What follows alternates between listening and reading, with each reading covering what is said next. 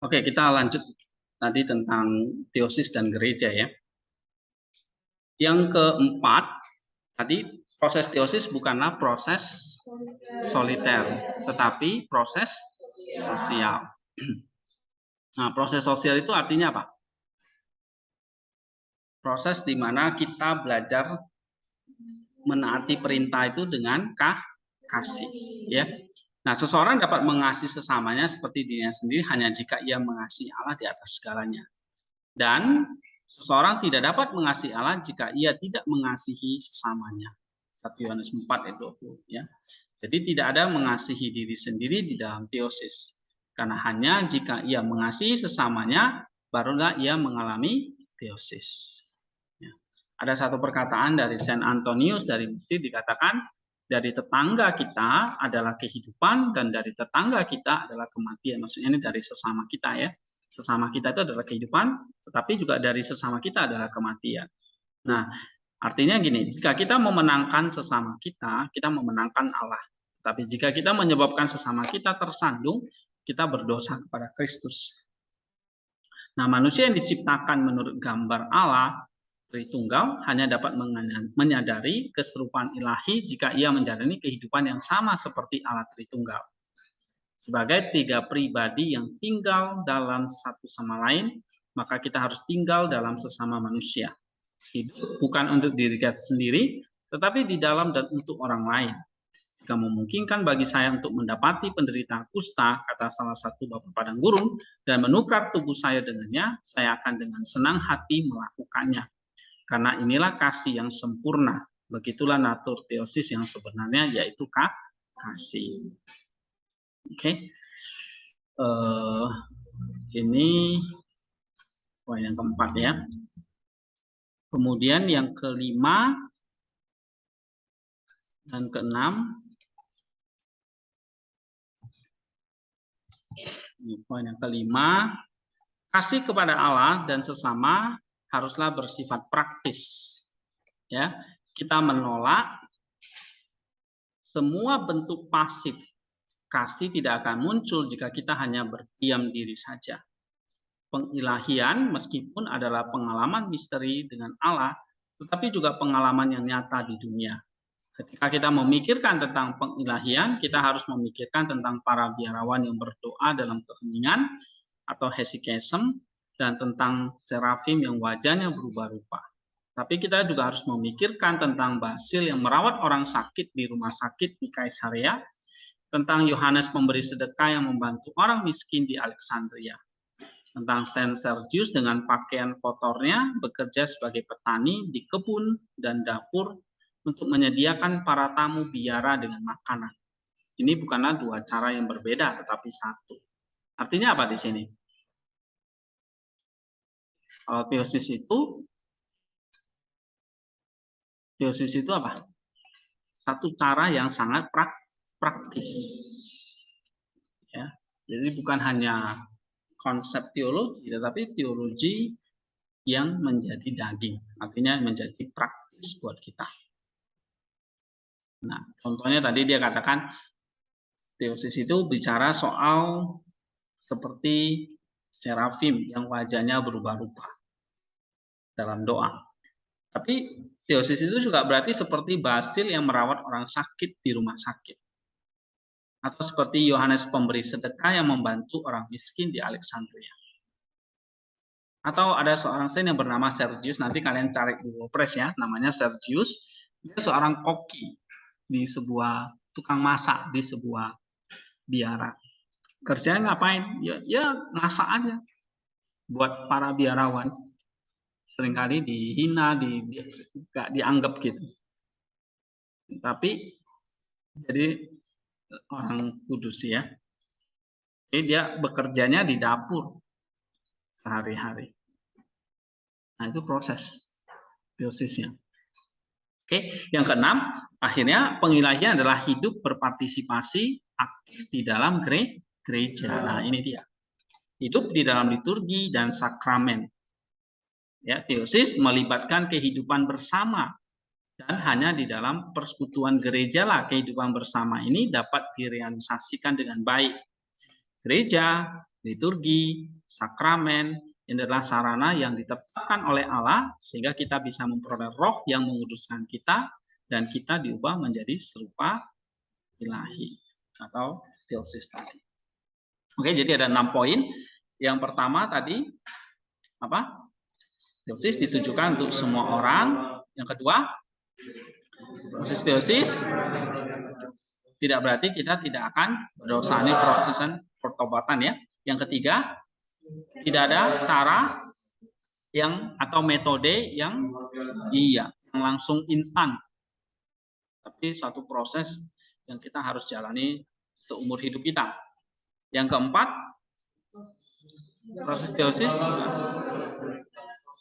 tapi proses sosial. Nah, ini maksudnya kita hidup dengan sesama dalam kasih. Ya. Yang kelima, kasih itu bersifat praktis. Teosis itu bersifat praktis. Ya, tidak ada namanya pasif, tetapi tidak ada namanya berdiam diri. Tapi pengilahian itu adalah satu pengalaman misteri dengan Allah, tetapi bersifat praktis dengan sesama. Ya, nah pengalaman dengan Allah yang bersifat misteri karena Allah itu roh, tapi pengalaman dengan manusia yang nyata itu pengalaman yang bersifat praktis, gitu. Ya. Yang keenam, berpartisipasi aktif di dalam gereja, hidup dalam liturgi dan sakramen, gitu, ya. Oke, ada pertanyaan di sini?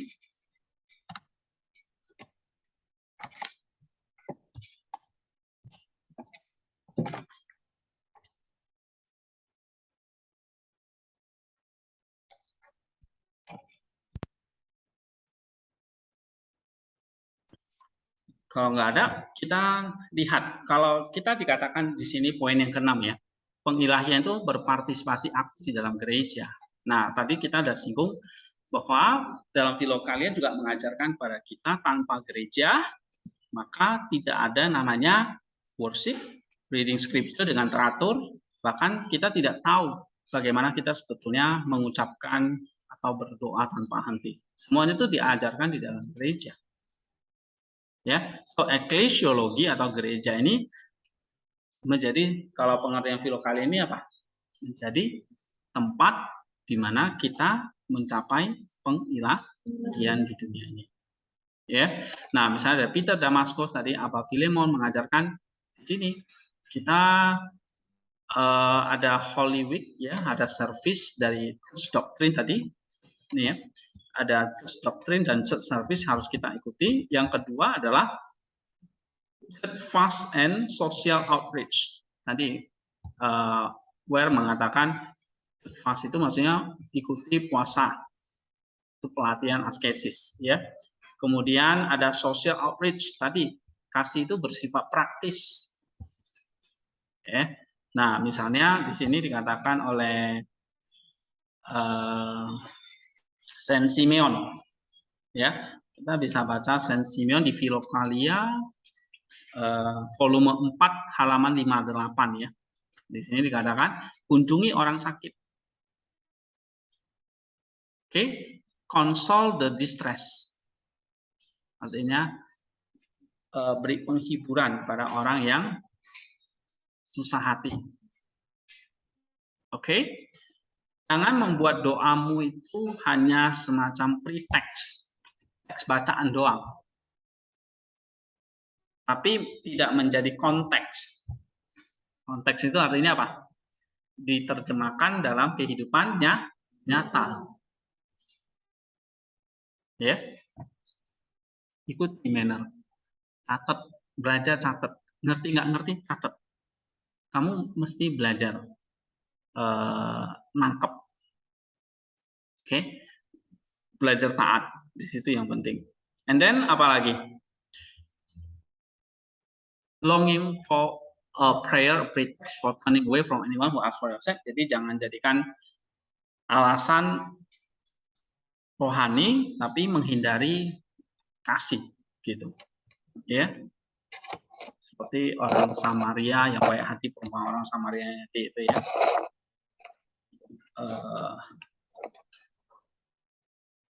menjadikan hal-hal itu alasan untuk menghindari yang namanya kasih. Sebab kasih itu lebih besar daripada doa. Nah, maka di sini dikatakan jangan jadikan prayer itu hanya segala pretext, tetapi jadikan konteks. Lalu ditunjukkan show sympathy toward all, tunjukkan simpati kepada semua orang.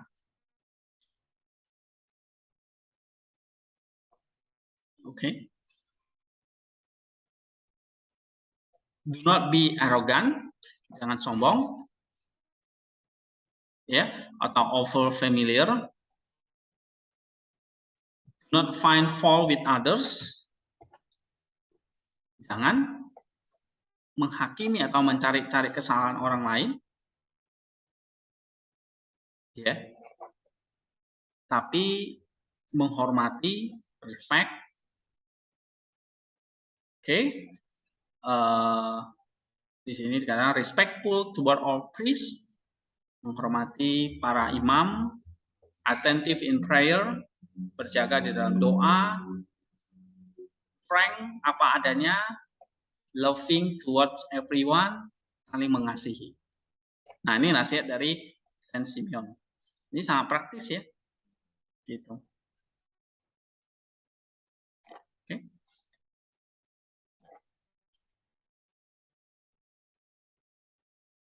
Nah, kemudian dia katakan yang kita lakukan di dalam gereja di sini, all priest, semua imam, ya, dan gembalanya, domba-dombanya, ya, adalah orang-orang yang ini ya, punya desire for prayer, keinginan berdoa, oke. Tetapi bukan hanya itu saja. Bagaimana doa itu bisa menjadi konteks di dalam kasih. Sebab doa itu lebih besar daripada kasih itu lebih besar daripada doa. So doctrine and prayer tadi dikatakan di sini daily prayers itu nggak cukup. Ya. Nah, bagaimana itu bisa menjadi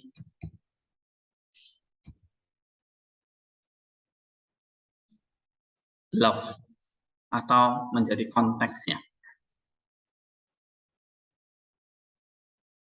Nah, console the distress, hibur orang yang sedang bersusah hati, atau visit the sick. Nah, tadi yang saya katakan di sini, teosis itu pada akhirnya apa? Sesuatu yang bersifat praktis. Gitu. Ya, jadi kalau misalnya di sini kita kata Paulus ya, kalau kita baca Filipi 2 ayat 1 sampai 4. Coba baca Cindy. Filipi 2 1 sampai 4. Jadi karena dalam Kristus ada nasihat, ada penghiburan kasih, ada persekutuan roh, ada kasih mesra dan belas kasihan. Karena itu sempurnakanlah sukacitaku dengan ini.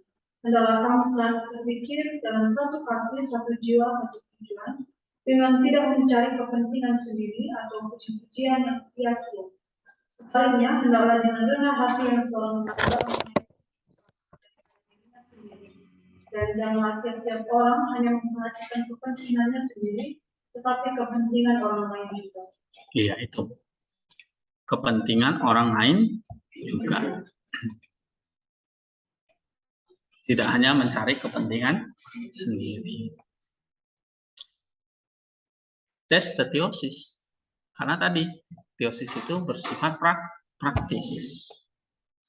Jadi kalau misalnya ya, katakanlah misalnya kita punya sesuatu ini, tetapi hanya kita saja, nah itu nggak mengalami theosis namanya. Tapi bagaimana kita bisa berbagi tadi, ya. Nah, contoh banyak sebetulnya dalam konteks hidup kita di sini. Untuk berbagi, ya, untuk saling peduli, simpati, bahkan tadi Saint Simeon mengatakan show simpati.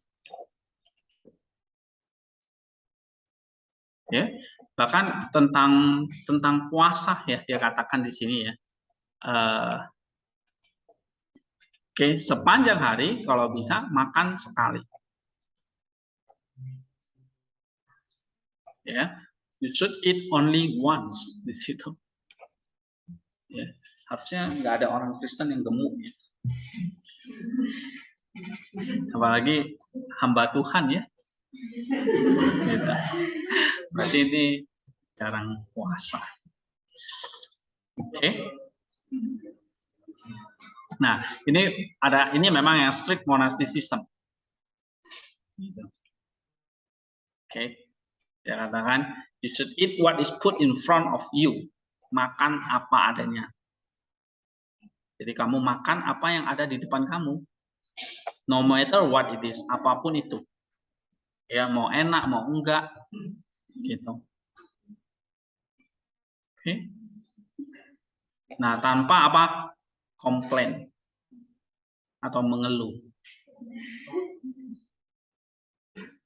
Ya.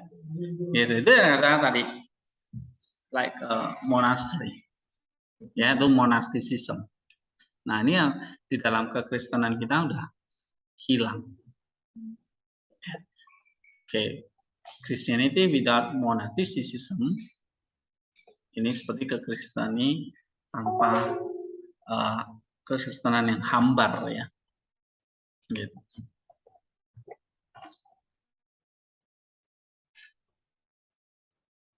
Oke, ada pertanyaan nggak?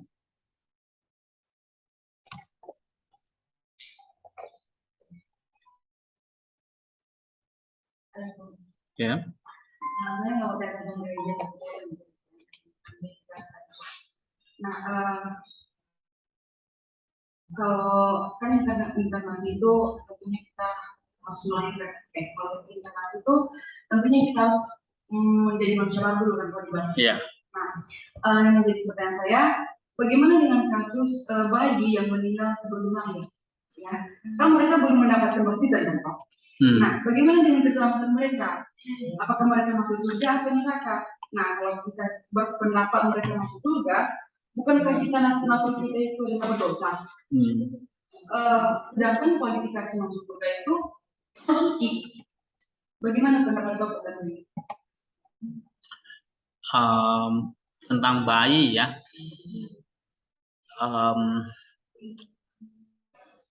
Ya, kita memang bayi kan belum ada perbuatan kasihnya kan. Ya, dia belum ada waktu untuk bertumbuh ya, dan sehingga bisa melakukan kasih yang praktis. Tapi bukan berarti dia tidak ada kasih yang praktis lalu dia akan binasa, tidak. Ya. Jadi satu teosis itu adalah penyatuan misteri dengan Allah. Orang itu kalau sudah punya kehidupan itu berarti yang diberikan oleh Allah, punya roh, punya jiwa, punya tubuh, dan itu adalah satu kehidupan yang Allah berikan. Nah, Allah tentu akan dengan kasihnya tentu akan membuat orang itu bisa mengalami teosis gitu, walaupun dia belum bertumbuh mengalami seperti dibaptis gitu ya kan, karena kan dia sudah mati. Tapi di dalam kemahakuasaan Allah kan dia bisa diselamatkan ya. Tentang keselamatan bayi itu ada artikel menarik ya, nanti kalau mau baca saya bisa share. Yang jelas apakah bayi itu diselamatkan ya dalam kemahakuasaan Allah, ya bayi itu diselamatkan ya. Bagaimana dengan tindakan misalnya mesti dibaptis dan kasih yang lain yang harus dikerjakan, ya tentu itu tidak tidak bisa ya, karena kan dia sudah. Nah, apakah menjamin nggak dia masuk ke dalam kerajaan Allah? Nah, sekali lagi, teosis itu bukan hanya soal bicara tentang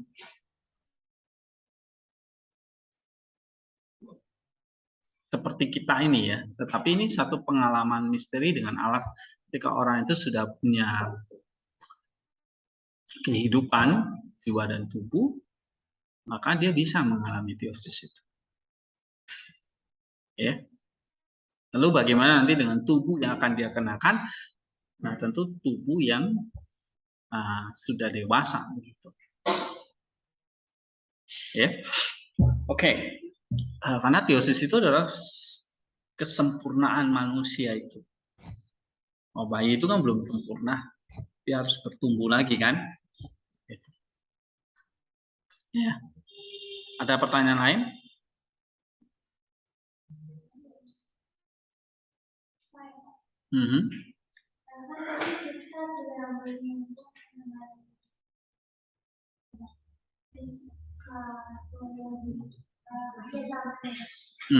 Belum, kita belum pelajari nanti ya. Ada khusus topik. Kita ini masih teosis, tapi masih dihubungkan dengan gereja, ya. Tapi apa itu gereja secara full meaning kita belum masuk nih. Ini masih di awal ini. Ya. Apa pertanyaannya? Saya kalau di Matius 24 ayat 11 itu yang mengatakan bahwa ayat 24 ayat 14 mengatakan itu, dan Injil kerajaan ini akan diberitakan di seluruh dunia menjadi kesaksian bagi semua bangsa. Sesudah itu barulah tiba kesudahan. Nah, berarti Injil ini akan disebarkan di seluruh dunia baru ada kesudahan. Iya. Nah, bagaimana orang yang belum mendengar berita Injil ini? Gimana ya? Ya bagi tadi orang belum lahir, dia sudah mendengar, kan dia belum mendengar berita Injil tersebut. Berarti apakah kesudahan zaman itu tidak pernah akan ada? Tentu ada. Kalau inkarnasi itu ada kegenapan waktunya, nanti kesudahan zaman itu ada kegenapan waktunya. Cuma Allah tidak memberitahu kita kapan ya, karena dia seperti tadi datang seperti pencuri itu. Tapi ya ada waktunya, ada momen dia akan datang, ya. Nah, di waktu momen dia akan datang itulah Injil itu diberitakan. Nah, ada orang-orang yang tidak pernah mendengar Injil, ya, tidak pernah mendengar kata-kata Injil. Bagaimana menimbulkan iman kan, kata Rasul Paulus. Iman timbul dari pendengaran. Itu sebabnya memang pendengaran itu penting ya. Pendengaran itu misalnya pendengaran ya tentu lewat kata-kata, ya. Ya jadi kayak kita pelajari ini ya, misalnya ini sebenarnya pendengaran yang membuat iman kita bertumbuh gitu, ya. Nah itu sebenarnya kita perlu terjemahkan. Injil itu diterjemahkan kan dalam berbagai bahasa, benar kan? Supaya orang mendengarnya itu timbul iman. Jadi kalau kita asal menerjemahkan, asal belajar, asal menjelaskan, ya nggak akan timbul iman karena yang kita jelaskan itu salah. Dan kalau salah itu malah bisa menyesatkan, ya kan? Nah, maka pendengaran itu, kata-kata yang kita sampaikan itu sangat penting karena bisa menghasilkan iman yang menyelamatkan dia. Tapi kalau orang yang belum pernah dengar iman dan sebagainya, apakah dia diselamatkan? Kan gitu. Nah, kita lihat manusia diciptakan kembali lagi. Dia ada sesuai dengan gambar dan rupa Allah. Jadi dalam diri dia sebetulnya sudah ada gambar dan rupa Allah itu. Ya. Nah, kalau dia diberi kehidupan dan dia tidak menyatakan itu, bahkan menolak itu, ya dia nggak mencapai serupa dengan Allah. Ya. Nah, tetapi kalau dia nggak pernah mendengar Injil, nggak pernah mendengar tentang kata Kristus, ya, secara verbal nih, ya, tetapi Allah dengan segala misalnya dengan segala hikmatnya gitu ya, orang itu adalah gambar Allah yang tentu mencari Allah itu. Ya. Misalnya dia tidak pernah mendengar kata Kristus, tetapi dia adalah gambar Allah yang mau mencari rupa Allah itu. Ya. Nah, itu diperhitungkan seperti sebuah Injil. Walaupun dia tidak pernah mendengar kata-kata seperti di dalam kitab suci misalnya. Oke. Ya. Jadi keselamatan kita bukan hanya sekedar orang itu harus mendengar tentang Injil itu, ya itu sudah pasti. Tapi ada sisi lain, misalnya ada orang-orang yang tidak pernah mendengar Injil, ya kan? Lalu dia ada orang yang berbuat baik, tapi dia tidak pernah ke gereja, bahkan nggak pernah dibaptis sekalipun. Nah, apakah dia dibinasakan? Ya, nah, nanti kita akan pelajari tentang eskatologis. Apakah ada namanya apostasis itu? Apakah semua manusia dibinasakan? Apakah ada nanti semua manusia itu diselamatkan? Bagaimana dengan yang tidak pernah mendengar Injil dan sebagainya? Ya, nanti kita akan singgung di eskatologis. Tetapi sekali lagi keselamatan itu bukan hanya soal orang itu mendengar tentang kata-kata Kristus, ya. Tapi bagaimana di dalam dirinya sudah ada rupa, gambar dan rupa Allah yang dia sebetulnya dia mesti kerjakan. Ya. Oke, ini nggak tahu kok mati terus ya. Bisa pakai. Oke, kita lanjut buku ini sebentar ya. Nah, ini kata Saint Simeon tadi ada church fast and social outreach, tentang puasa dan social outreach ya, yaitu kita bicara tentang kasih tadi ya. Tadi kalau di poin tentang ini teosis itu kasih itu bersifat praktis, tadi kita sudah bahas. Dan terakhir pada akhirnya bicara tentang teosis ya bicara tentang kasih ya. Nah, ini lagi dari Saint Simeon ya, di dalam gereja ya, church, oke, artinya mempelai yang akan terus bertumbuh ya, to be composed. Nah, setiap jiwa menerima pertumbuhan itu dari Kristus yang adalah mempelai laki-lakinya. Ya, the eternal blessing and the kingdom of heaven are given subsequent to this earthly life. Though both the church and the individual soul have the assurance of them through the pledge they have received. Nah, jadi kita bisa bertumbuh itu di dalam konteks gereja. Ya. Nah, sehingga di sini jelas ya, eklesiologinya itu begitu jelas di dalam Filokalia ini. Ya, bahwa gereja itu adalah mempelai Kristus yang kita diminta untuk setia, ya, dan mempelai itu nanti akan memberikan rohnya, ya, blessingnya, dia katakan, dan menjamin assurance. Okay. Di sini. So, in Saint Simeon characteristic word, the church is the bride to be crowned of Christ, composed of all the faithful and simultaneous of the soul of each individual. The soul is thus presented as mixed microcosm of the church. Jadi jiwa itu adalah digambarkan seperti mikrokosmosnya dari gereja. Ya. Nah, ini kata Saint Simeon.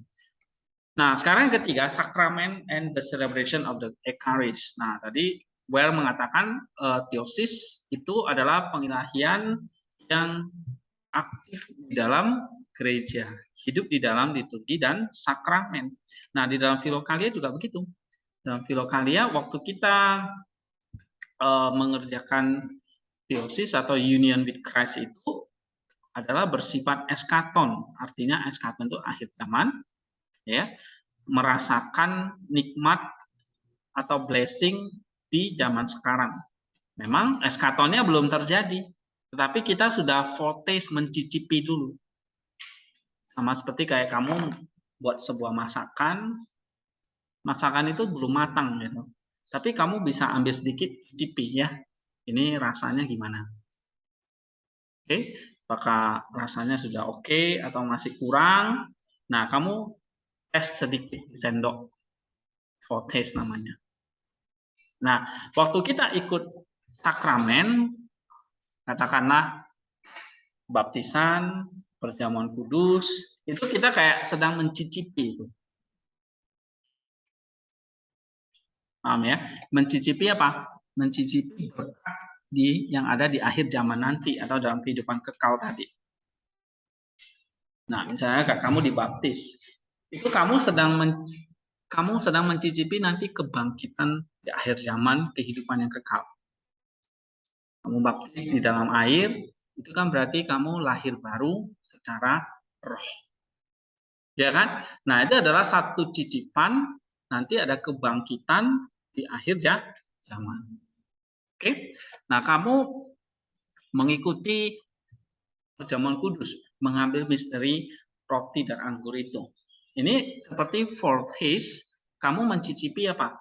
Mencicipi satu celebration, ya, perjamuan akhir atau perjamuan kekal nanti bersama dengan Allah. Nah, ini kata Saint Simeon. Oh, teosis. Jadi kalau kita sedang dibilang kita sedang mengalami teosis, iya. Sedang mencicipi. Mau mencicipi ya, gitu. Nah, kayak kamu mencoba rasanya seperti itu, ya. Nah, misalnya di dalam Ekaristi. Oke, nah ini kata Saint Simeon ya. Ini di dalam Filokalia, ya. Kamu bisa baca nanti di Filokalia 4 halaman 62 sampai 63. Buku-bukunya udah saya kasih ya. Gitu. Kemudian mencicipi yang namanya Ekaristi atau perjamuan kudus itu adalah satu pengalaman kita ya, personal sanctity, pengalaman pengudusan kita secara pribadi untuk mempersiapkan diri kita akan satu perjamuan yang akan terjadi selama-lamanya. Oke. Nah, ini dikatakan personal sanctity atau repentance of the celebrant and on the greatness of the mystery which is celebrated. Jadi apa yang kita lakukan di dalam gereja, seperti kita mengikuti nanti ya, berdoa, bermazmur, mendengar firman, itu kita kayak mencicipi berkatnya Allah dunia ini sekarang itu bisa dicicipi di dalam gereja. Jadi bukan hanya berkat secara jasmani yang Tuhan kasih dalam bentuk makanan, udara, kesehatan gitu ya.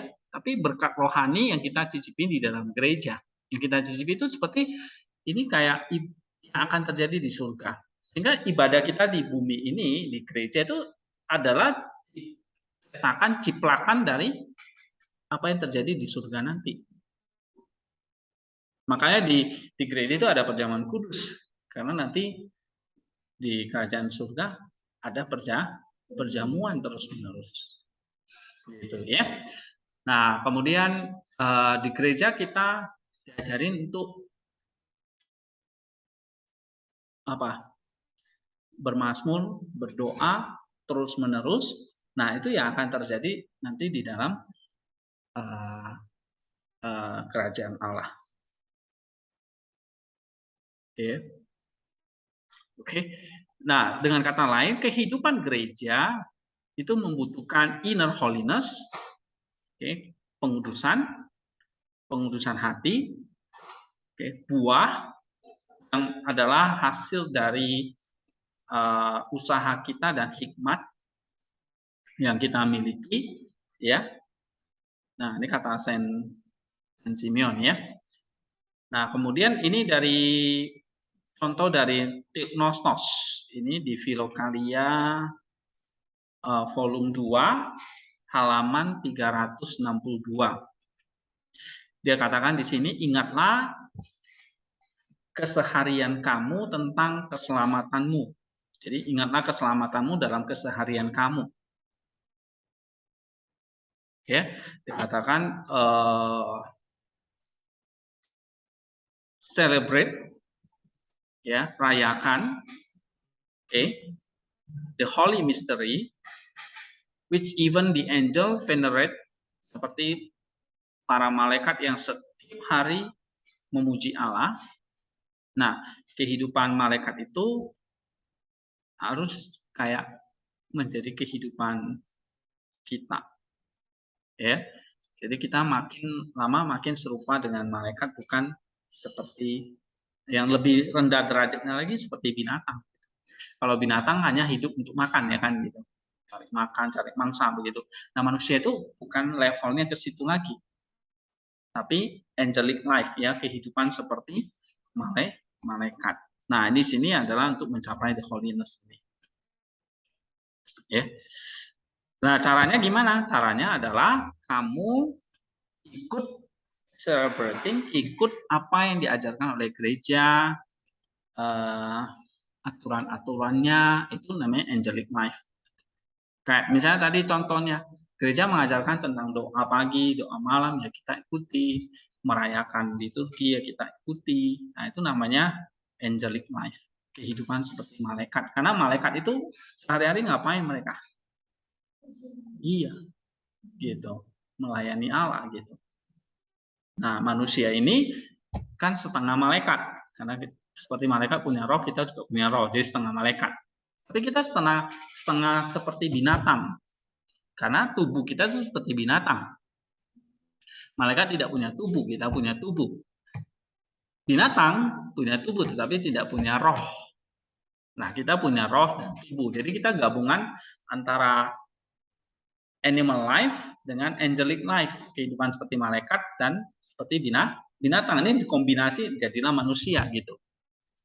Ya, Allah menciptakan malaikat dulu, Allah menciptakan binatang, baru terakhir Allah menciptakan manusia. Jadi manusia itu kombinasi dari binatang dan malaikat.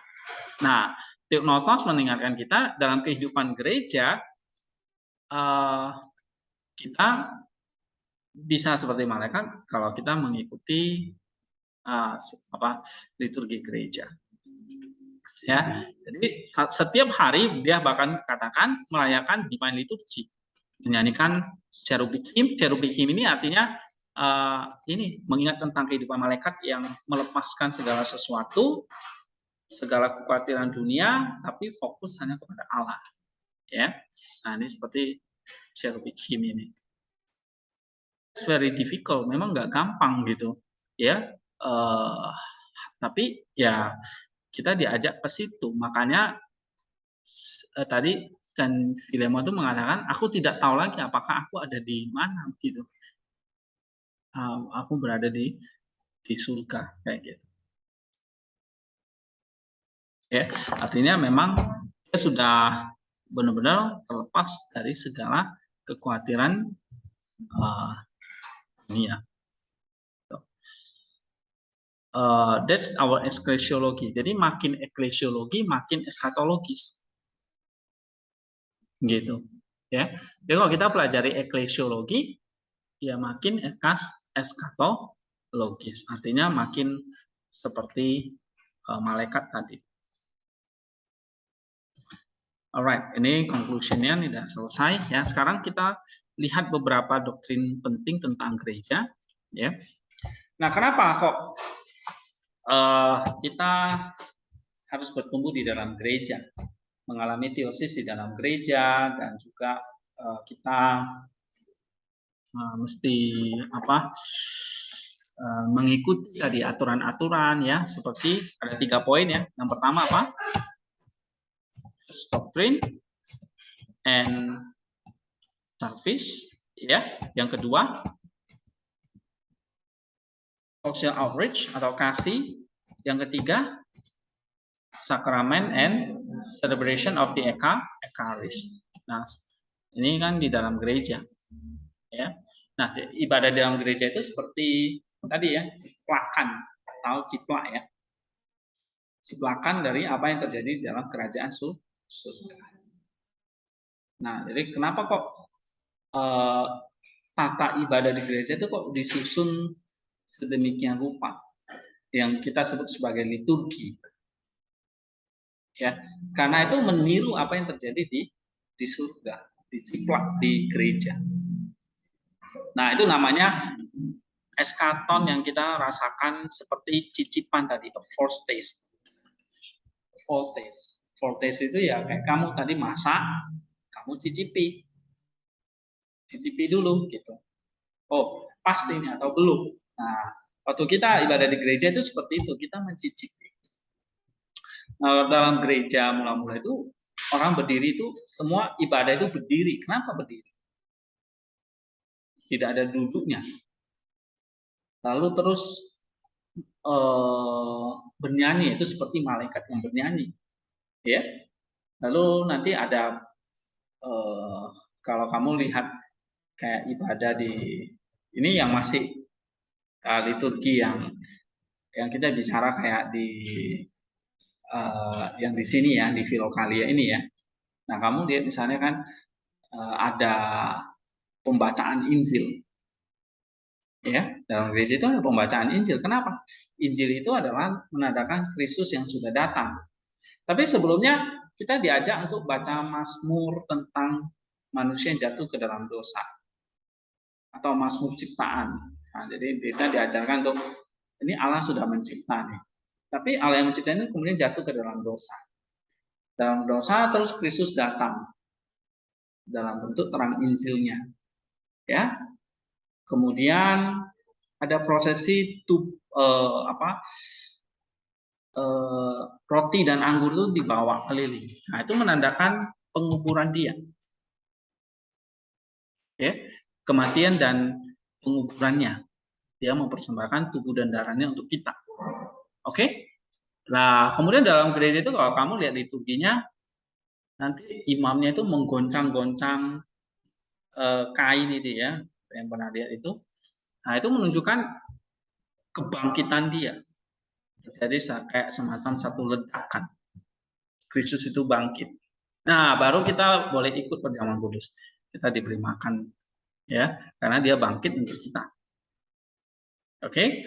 Nah, terus nanti di akhir ibadah kita diajak untuk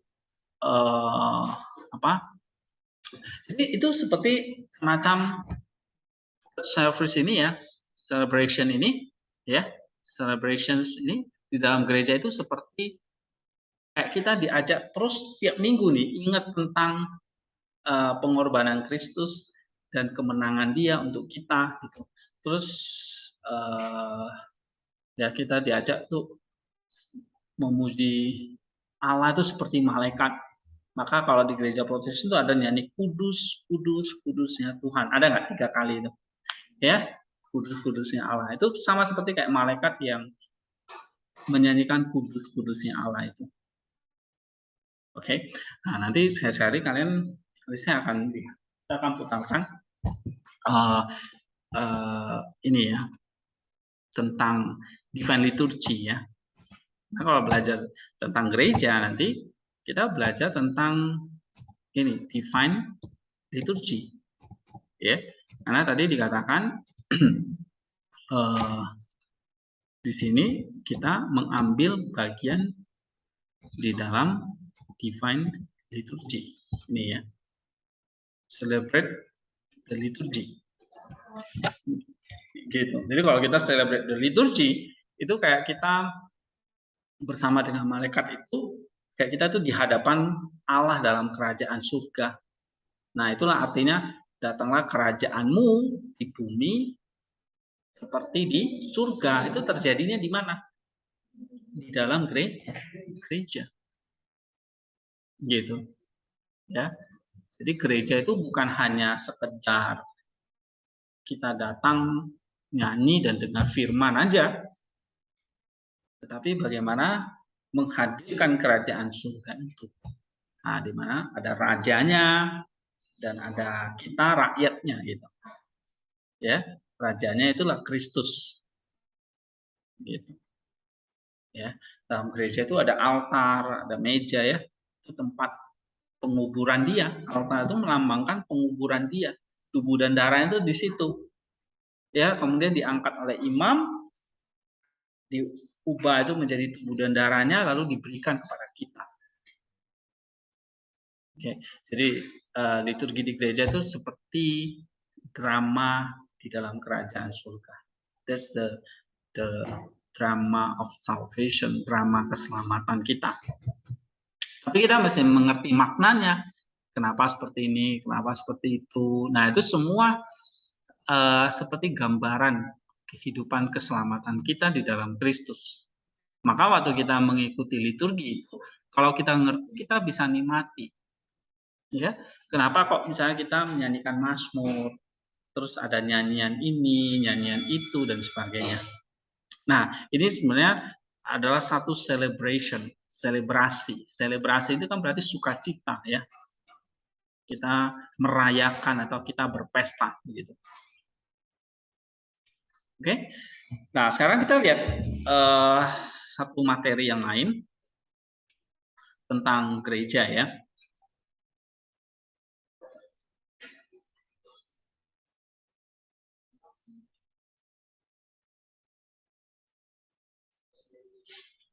Oke, nanti ini ada satu buku tentang gereja.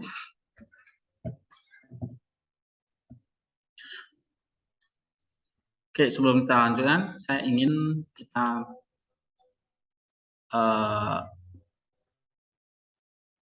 break dulu ya. Jadi kita break kira-kira 10 menit, setelah itu kita masuk lagi.